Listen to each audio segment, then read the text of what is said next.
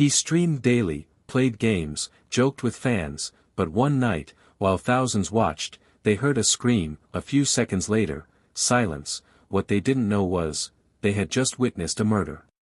In December 2019, Russian Twitch streamer, Stanislav Reshetnikov, known online as Reeflay, had a growing audience. He streamed long sessions, sometimes drinking, sometimes arguing with his girlfriend, Valentina, real name, Valia Grigoryeva, all live on stream.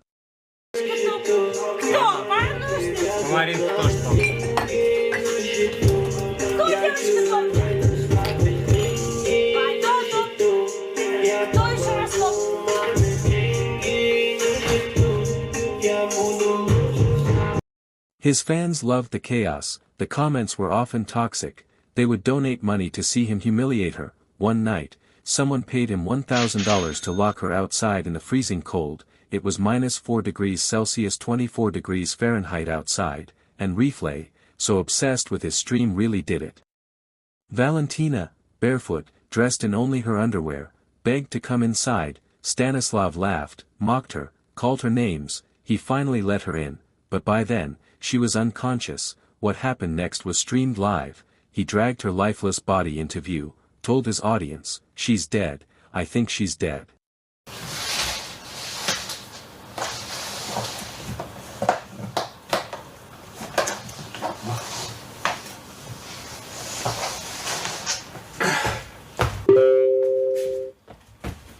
У меня Валин телефон, и то он под паролем, блядь. Она пароль не сказала. Я общался с ней вот час назад.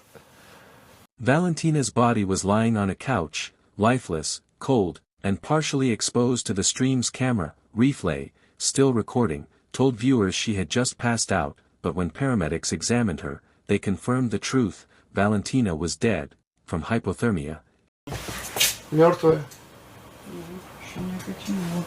Мертвый, конечно. Что? Да ладно. Все мертвое? Это что, вы с тех пор еще снимаете дом? Столько времени. Мертвый, конечно.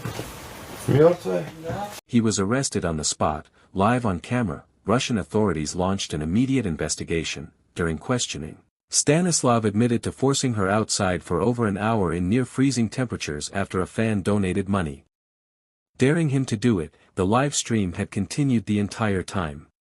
At first, he claimed it was just a prank gone wrong, but toxicology reports showed Valentina had alcohol and head injuries, suggesting possible abuse before the hypothermia set in. The internet erupted. While some fans defended him, most were disgusted, calling for justice and raising questions about viewer-fueled cruelty on live stream platforms. In 2021, Stanislav was charged not with murder, but with intentional infliction of grievous bodily harm, leading to death, a lesser offense under Russian law. In court, he appeared unemotional, even cold. The defense claimed he didn't mean to kill her, only wanted to scare her after a fight. Prosecutors argued he knew the risks. It was -4 degrees Celsius, and she was barefoot, barely clothed and drunk. Valentina's family testified that she had been abused before but stayed silent out of fear and dependence. Thousands watched the trial unfold online, shocked at how far things had spiraled from an online stunt. Stanislav was sentenced to 6 years in a penal colony. The judge's words were, "Your actions were cruel, reckless, and directly led to the death of a young woman who trusted you." He streamed for fame, but broadcasted a murder. Valentina became the victim of not just one man, but a digital system that profits from pain. Follow Crime and History for more real, disturbing cases where crime, tech, and psychology collide.